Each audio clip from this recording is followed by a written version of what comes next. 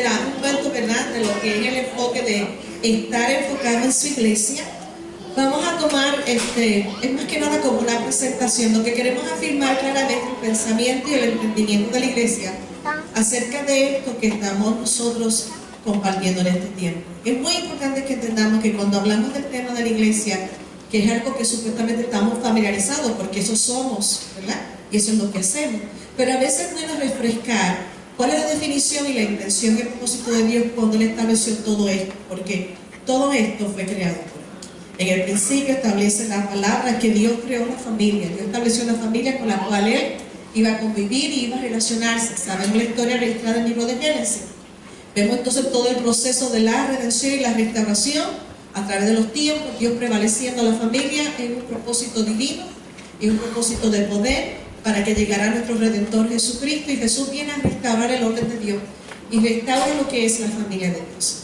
La palabra registra en el Nuevo Testamento cómo la Escritura establece que nosotros somos la familia de la fe, porque somos la familia de Dios, que Dios está intencionado en la familia.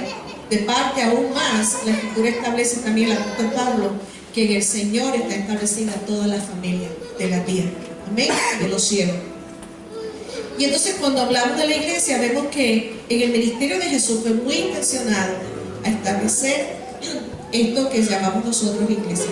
Voy a repasar rápidamente los puntos que estuvimos considerando el domingo pasado para entrar a lo que queremos hablar hoy, ¿ok? Mateo 16, 18 fue el punto de partida que quiero traer hoy también, porque Jesús mismo hablando dijo: yo también te digo que tú eres Pedro, y sobre esta roca edificaré mi iglesia, y la puerta del Hades no prevalecerá contra ella.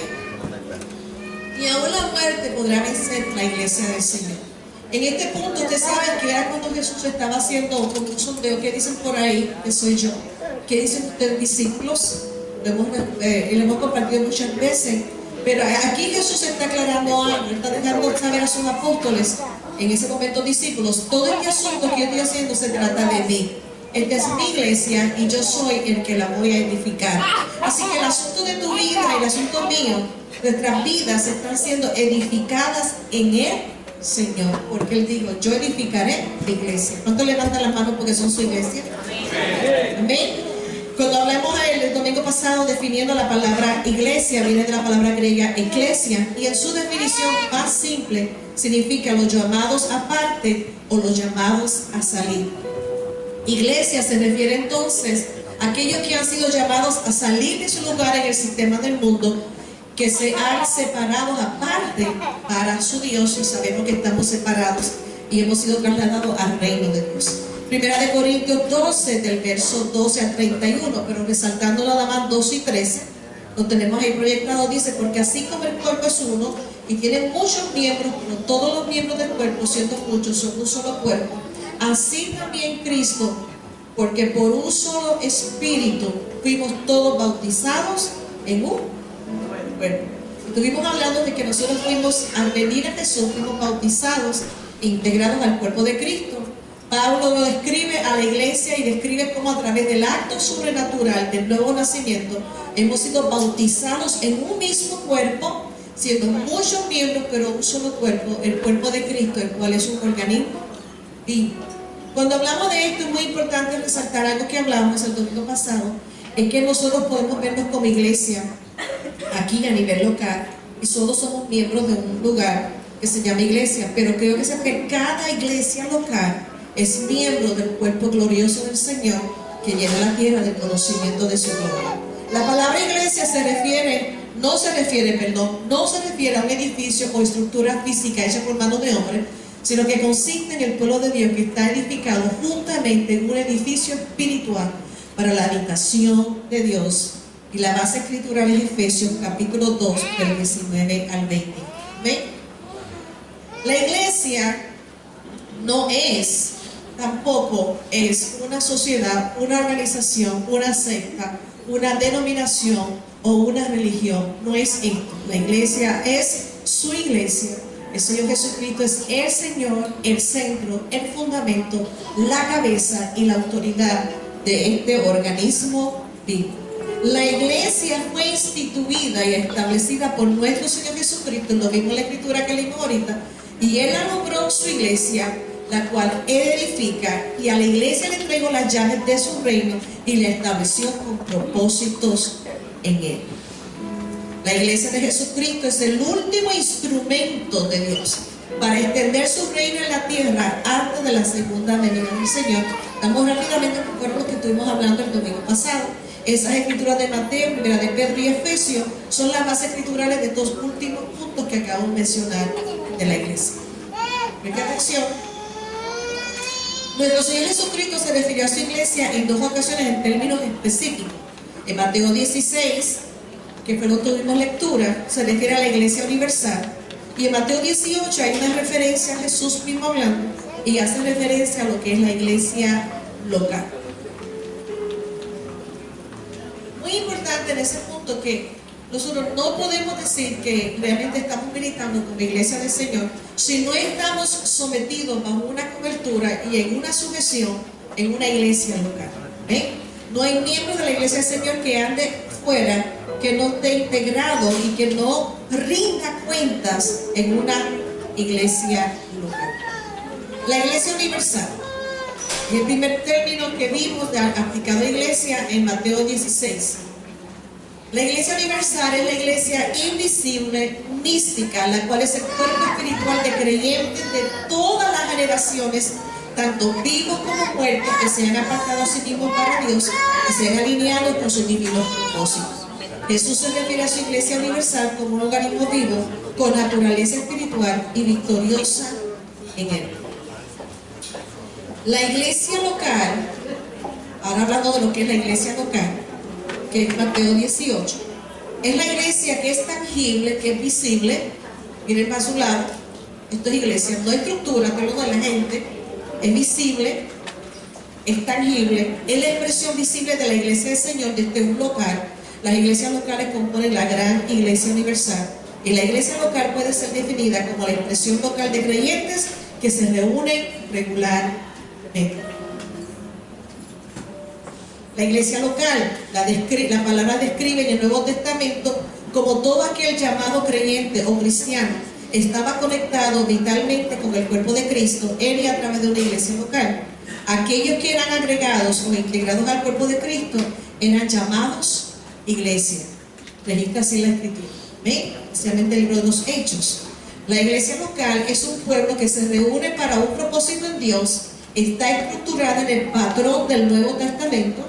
El cuerpo de Cristo, la iglesia local es el cuerpo de Cristo, donde los miembros del cuerpo se reúnen en una entrega de familia para cumplir sus ministerios dados por Dios. La iglesia local, estuvimos diciendo el domingo pasado, es una escuela espiritual donde la gente es equipada y comisionada en los propósitos dados por Dios. ¿Ven? Pero la iglesia local también es una asamblea para la adoración corporal, y la iglesia local es un hospital espiritual donde los enfermos son sanados, espíritu, alma y cuerpo. ¿Ustedes se acuerdan cuando llegaron al Señor? Quizás algunos llegaron enfermos, llegamos enfermos del espíritu, del alma, quizás también del cuerpo, y el Señor ha hecho el milagro y ha hecho la sanidad. Un aplauso al Señor por lo que Dios ha hecho en su vida. Es un hospital donde todos hemos entrado y hemos sido sanados y seguimos siendo sanados. Porque si hay algo que se tarda un poquito más en sanar, ¿sabe cómo se llama? El alma. ¿Ok? Eso, David hablaba mucho a su alma. No te olvides ninguno de sus beneficios. ¿Ven? La responsabilidad de cada iglesia local es estar bajo el señorío de Jesucristo. Si no está el señorío de Jesús, no es la iglesia del Señor. La iglesia local, su responsabilidad es estar bajo el señorío de Jesucristo, edificar de acuerdo al patrón bíblico, y la responsabilidad de cada iglesia local es cumplir su misión de evangelizar y discipular, y la visión de establecer, expresar, extender el reino de Dios. Amén. Vamos entonces, enfocados en su iglesia local, lo que vamos a hablar hoy no va a ser muy intenso para que baje la ansiedad. Padre, en el nombre de Jesús, gracias por este tiempo. Gracias porque la exposición de tu palabra nos alumbra y el hablar del tema nada más de lo que es la iglesia trae afirmación en nuestros corazones, y así como expresó el apóstol Pablo, nos hace así pensar y expresarnos. Hemos sabido en quién hemos creído. Declaro que por tu Espíritu, Señor, esta palabra, esta exposición afirme nuestros corazones en la fe, fortalezca así nuestra vida interior, nuestra vida espiritual, y que ciertamente, Señor, recibamos refrigerio y unción fresca hacia lo que es que el Espíritu del Señor está sobre nosotros como iglesia, pues nos ha ungido el Señor. La iglesia local, vamos a hablar un poco más entonces de la iglesia local. Vimos, o no lo leímos hoy, pero en Mateo 18, del 16 al 20, es donde registra la dinámica de lo que es la iglesia local. Jesús establece una situación como un ejemplo y habla de lo que es la disciplina en la iglesia local. No vamos a leer la lectura, usted la lee, usted la conoce, pero algo interesante que se ve aquí en Mateo 18, cuando Jesús está hablando de la iglesia local, Él está hablando de una escena de disciplina. Importante entonces resaltar ese punto, un lugar donde somos disciplinados. Somos discipulados, pero somos disciplinados, somos amonestados, corregidos, instruidos en la iglesia local. Ante la situación que se estaba dando, Jesús, en el verso 17, quiero resaltar esta parte, dice, dilo a la iglesia. Hay una situación, entonces tú vas a coger y se lo vas a decir a la iglesia. Verso 20, porque donde están 2 o 3 congregados en mi nombre, allí estoy, ¿qué? En medio de. ¿Quién está ahí? El Señor en medio de ellos. Por tanto, al tú y yo congregarnos aquí hoy, estamos 2 o 3 reunidos en su nombre. El Señor ha dicho, yo voy a estar ahí entre ustedes. ¿Ven? Dice, porque yo voy a estar allí en medio de ellos. Por tanto, está en medio de nosotros. Esa es la dinámica que le da la vida y la esencia de lo que es una asamblea como esta, donde nos reunimos en el nombre del Señor. Y el Señor está en medio nuestro, en lo que es una iglesia local. En la iglesia local,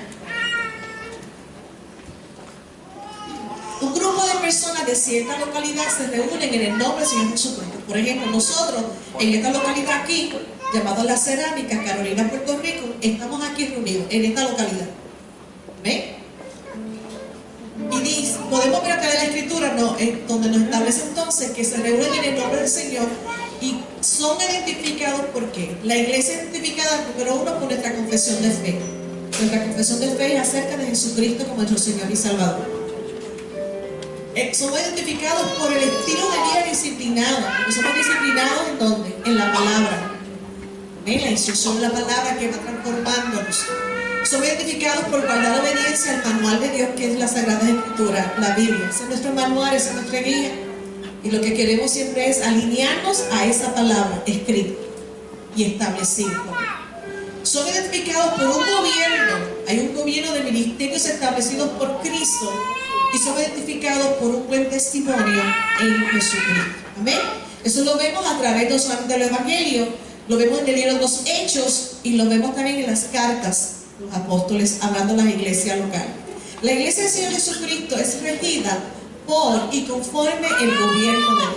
Opera los dones ministeriales y espirituales dados por Dios para la edificación de la iglesia y la evangelización de todo el mundo. Quédate ahí. Repito. La iglesia del Señor Jesucristo, ¿están conmigo aquí? Yo quiero decirle algo, que si alguien debe tener sueño hoy, se llama Ana Luz Rodríguez. Ayer les puse algo que no me gusta mucho, el sol. Dios bendiga lo que trabajamos bajo el sol, pero yo estoy un momentito bajo el sol y estoy drenada ya. ¿Okay? Salimos de aquí, fui a casa, después me puse a estudiar, me levanté a bañarme a las 1 de la mañana para acostarme. Cuando me acuesto, comenzó la jornada de la congregación de Mateo. A las 3 de la mañana iba un grupo a centro médico. Para entonces, cuando regreso, ya iban a ser como las 5, ¿verdad? Y entonces seguir por teléfono testeándome con él hasta que llegué aquí. ¿Ok? Eso es para animales, si le quieren dar sueño. La iglesia del Señor Jesucristo es regida por y conforme al gobierno de Dios. Quiero resaltar este punto. Opera los dones ministeriales. Es muy importante que entendamos los dones ministeriales y los dones espirituales. Son dos cosas. Son dos cosas. Y a veces vivimos en la dinámica de la iglesia y vemos los dones siendo operados y ejercitados y ministrados en la iglesia, pero nos olvidamos la razón y el diseño, el por qué están operando estos dones que el Señor establece en su palabra. Los dones ministeriales y espirituales son dados por Dios para esto, no para la gloria de nadie, en cuanto a seres humanos. Es para la edificación de la iglesia primeramente, es para edificar la iglesia. Y es para la evangelización por todo el mundo. Los dones ministeriales, los dones espirituales, es muy importante que entendamos que son establecidos por Dios en el diseño de Dios y con el propósito de Dios. Y a Él sea toda la gloria en medio de la iglesia y de la evangelización de todo el mundo. ¿Ven? Seguimos. Vamos a Efesios capítulo 4. Y vamos a resaltar un poco lo que son los dones ministeriales.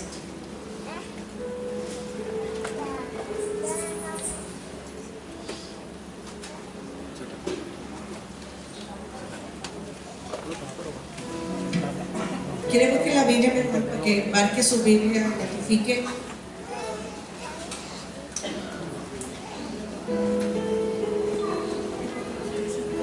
La Escritura habla en Efesios, habla en Romanos, habla en Corintios. Los diversos dones que hay en medio del cuerpo de Cristo. Unos son identificados como dones ministeriales, otros como dones del Espíritu. Nunca me olvido de mi juventud, que fue hace unos cuantitos años atrás, pero no mucho. Estábamos en una reunión, me trajeron una palabra y nos fuimos. Y estoy yo en mi casa un día por la mañana estudiando la Biblia en mi cuarto, en mi cama. Y Gilberto entró a mi habitación y me dijo: ¿tú sabes lo que te ministraron ayer? Mi maestro, este jovencito. Y yo: mira lo que dice Pablo aquí en Corintios. Dios me habló una palabra que yo no la pude captar. Y Gilbert en su don, en su inicio, me llevó la escritura en Corintios, me identificó los dones y me los explicó. Quiero que sepas que no le entendí, porque eso vino a manifestarse cuando entonces Dios me estableció como pastor. Muchos años atrás el Señor ya estaba hablando. En Efesios 4, del 11 al 16, ¿están conmigo? Dice: y Él mismo, refiriéndose al Señor Jesucristo, constituyó a unos apóstoles, a otros profetas, a otros evangelistas, a otros pastores y maestros. Que vemos aquí 5 dones ministeriales que son los que ejercen el gobierno en la iglesia local. ¿Okay? Dice el verso 12: al fin, ¿cuál es la razón por estos dones ministeriales? El fin y el propósito es perfeccionar a los santos. Vimos ahorita que es para la edificación de la iglesia. Amén. ¿Está conmigo? Para edificación, a fin de perfeccionar a los santos, preparar al pueblo para la obra del ministerio o para el servicio, para la edificación del cuerpo de Cristo, hasta que todos lleguemos, todo el cuerpo de Cristo, lleguemos a la unidad de ¿qué? De la fe. La fe. Una iglesia local identificada por la confesión de fe. ¿Okay? Hasta que todos lleguemos a la unidad de la fe y del conocimiento del Hijo de Dios. Llevamos una vida disciplinada y recibimos, ¿verdad?, la instrucción del manual de Dios. Así que a la unidad de la fe y del conocimiento del Hijo de Dios, al hombre perfecto, maduro, a la medida de la estatura de la plenitud de Cristo. Verso 14. Así que ya no seremos niños fluctuantes. La iglesia no puede ser fluctuantes. ¿Okay? No seremos niños fluctuantes, llevados por doquiera de todo viento de doctrina. No, estamos establecidos en la doctrina de Dios, en la doctrina del Señor. No podemos estar en esos puntos así. Por estratagema de hombres que para engañar emplean una astucia la artimaña del error. Verso 15. Sino que siguiendo la verdad en amor, crezcamos en todo en aquel que es la cabeza, entonces Cristo es la cabeza de la iglesia, de quien todo el cuerpo, bien concertado y unido entre sí por todas las coyunturas que se ayudan mutuamente, según la actividad propia de cada miembro, recibe su crecimiento para ir edificándose en amor. Son unos versículos muy interesantes. Sería bueno que usted siempre pueda leer, ir entendiendo lo que el apóstol Pablo está hablando, porque Pablo nos está enseñando aquí cuál es el diseño, cuáles son los instrumentos, para qué están y cómo es que van a operar y se van a manifestar. Y estas cosas que aunque podemos decir, pero ¿por qué hablamos de esto? Porque es muy importante, porque si no, dice el verso 14, Dios no quiere que seamos nosotros niños fluctuantes, llevados por doquiera, por todo viento de doctrina y estratagemas de hombres para engañar, que emplean con astucia la artimaña del error. Si yo conozco la verdad, soy diligente de ser instruido, cuál es el diseño, cómo opera, por qué es, qué Dios estableció, qué es la iglesia, para qué es, por qué es, cómo Dios fortalece a la iglesia, cómo Dios mantiene una iglesia, cómo Dios sostiene hace más de 2000 años un cuerpo que se llama iglesia.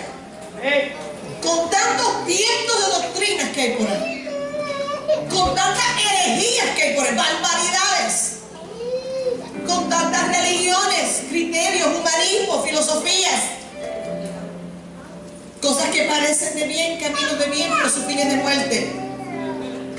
Para eso están los dones, para eso está el Espíritu Santo, para eso está que no olvidemos que digo, yo edificaré mi iglesia. Por eso es muy importante, la iglesia tiene que ser cristocéntrica. Nadie murió en la cruz por la iglesia. Aquel que la compró con precio de sangre es el que dio el diseño, el que dio a luz la iglesia, el que la sostiene y el que la dirige por su Espíritu Santo. Pero hay un factor que no gusta. Nos gusta ser disciplinados, nos gusta ser discípulos. Siempre es importante, yo mantengo en el manual. Yo sabía que hay un orden. Mira, en toda una iglesia local es el diseño que Dios estableció para proteger a su familia.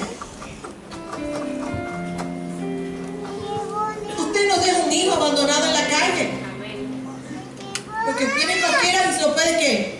Engañar y llevarse y hacerle daño. Dios entonces establece lo que diseña así, y establece aún el salmista, el abrigo del Altísimo y la sombra omnipotente de Dios acobija su iglesia. Así que Efesios establece 4, del 11 al 16, los dones ministeriales. Vamos a verlos rápidamente, pero aplicado a la iglesia. Está la iglesia apostólica, ¿ok? Estuvimos viendo los dones ministerios. Y dice que el mismo Dios instituyó a unos que apóstoles. La iglesia apostólica es una iglesia para edificar. Cuando hablamos de iglesia apostólica, edificar una iglesia que establece el fundamento de Jesucristo, conquiste y colonice al mundo con los principios del reino de Dios. Es una iglesia central para el servicio eclesiástico y ministerial. Cuando hablamos de una iglesia apostólica, estamos hablando de un pensamiento. Esto es para desarrollarlo y hablar mucho y con mucha base escritural. Viendo el diseño que se establece en el libro de los Hechos y las cartas de los apóstoles a la iglesia local. Pero eso es una iglesia apostólica. La iglesia apostólica edifica una iglesia que establece el fundamento. ¿De quién? De Jesús. Está para conquistar y conocer al mundo ¿con qué? Con los principios del reino. Jesús dijo que Él vino a establecer su reino. ¿Ven? Una iglesia central para el servicio eclesiástico ministerial. Ahora vamos a la iglesia profética. Él mismo instituyó a unos apóstoles y a otros profetas. La iglesia profética está para edificar una iglesia que discierne y conoce los tiempos de Dios, que tiene oídos para oír y ojos para ver lo que el Espíritu Santo le dice a la iglesia de hoy, pero a la luz de la palabra profética más segura, la palabra de Dios, la Biblia, una iglesia que obedece la voz de Dios. Esa es la iglesia profética. Edificar una iglesia que discierne y conoce los tiempos de Dios. Hay que conocer los tiempos de Dios. Por eso hay que tener oídos para oír y ojos para ver lo que el Espíritu de Dios le dice a la iglesia hoy. Fíjese que es lo que le dice hoy, pero ese hoy está dado a la luz de la palabra profética más segura, que es eterna, porque todo ya está escrito.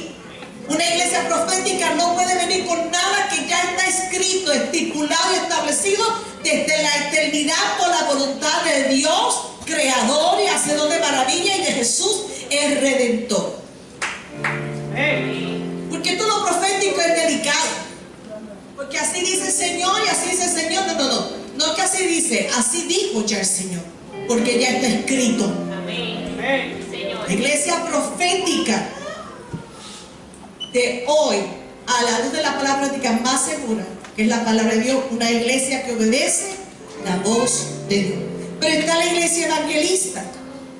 Él instituyó a unos apóstoles, a otros profetas y a otros evangelistas. Edificar una iglesia de multiplicación y fructificación. El diseño de este Génesis.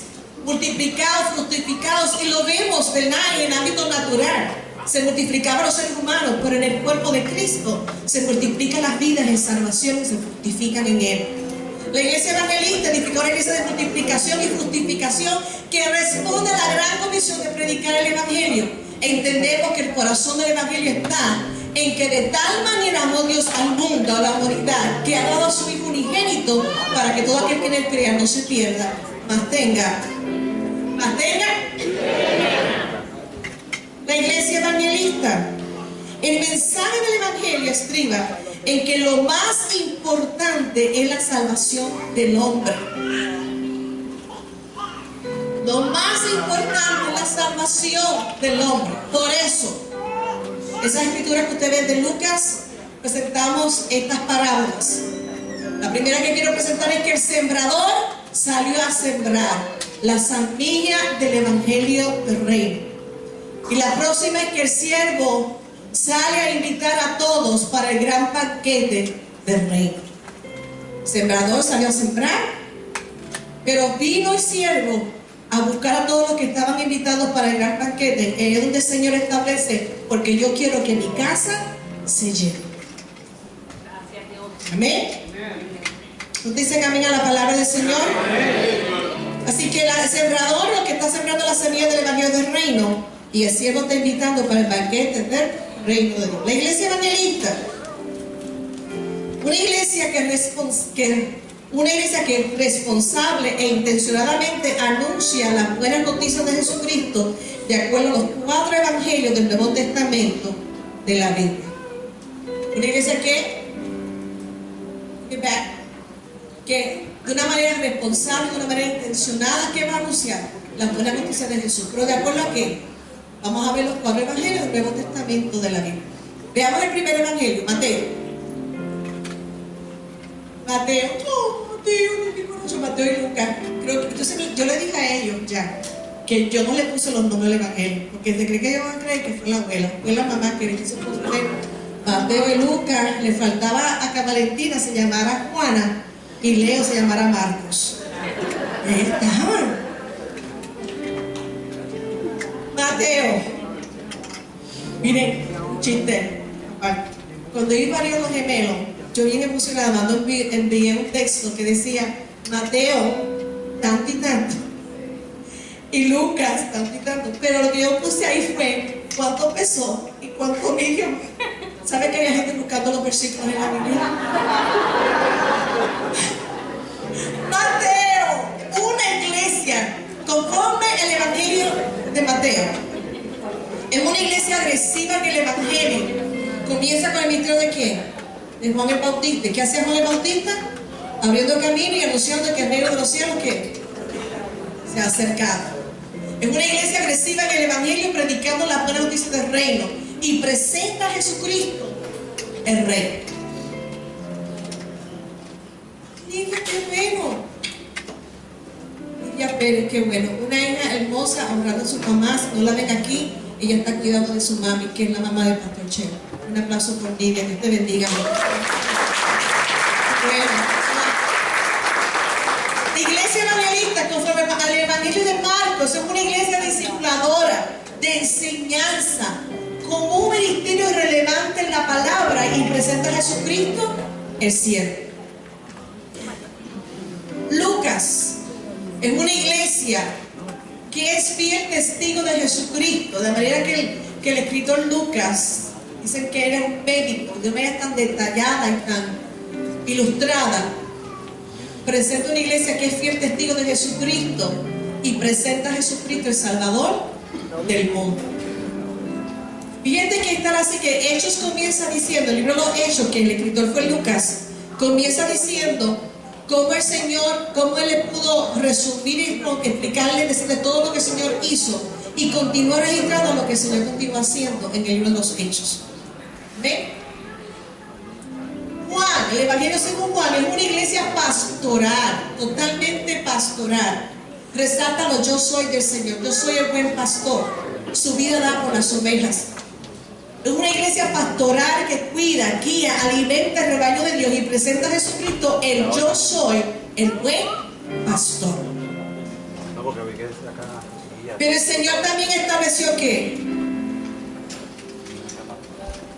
dijo que los dones cuáles eran. Él mismo instituyó que apóstoles, profetas, evangelistas y pastores. La iglesia pastoral, edificar una iglesia pastoral que cuida, guía, alimenta y conforta, donde hay delicados pastos y agua de reposo, y es usado la vara y el callado para infundir aliento. Hay plenitud y llenura del Espíritu Santo, donde se fomentan relaciones de bendición, propósito, pacto y presencia hacia Dios y hacia los hombres. Esa es la iglesia pastoral. Y él mismo estableció, instituyó ¿qué? Pastores y maestros.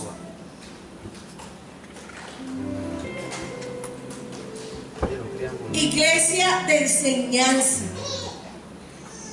Edificar una iglesia que sea discipulada, llevando a los santos hacia la madurez. ¿Llevando a los santos hacia dónde? Madurez.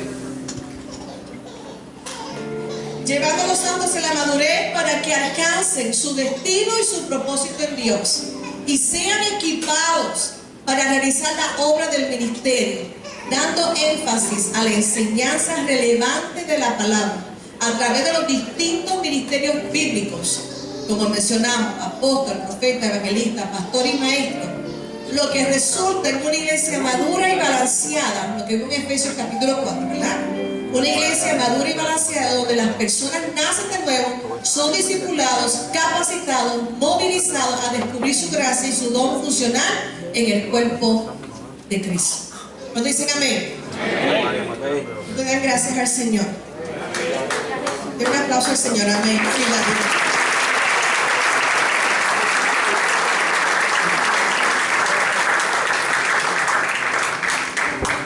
La edificación de la iglesia requiere de estos 5 dones ministeriales.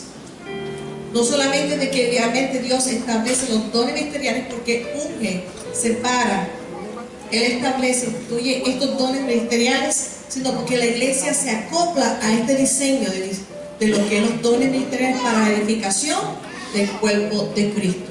Sin dejar de considerar nuevamente lo que dice la Escritura en Efesios, porque la intención de los dones ministeriales, ¿están conmigo?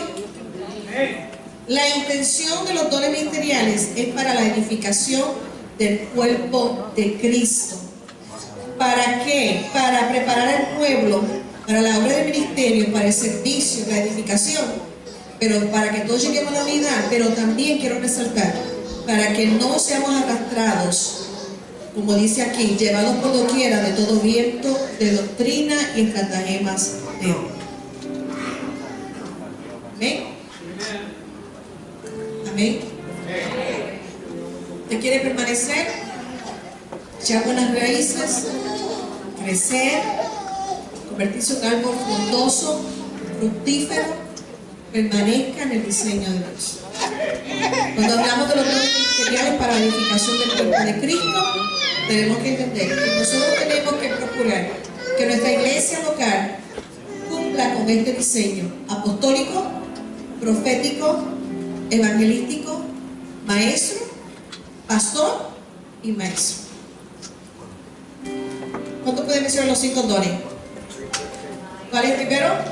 Apóstol, profetas, pastores y maestros.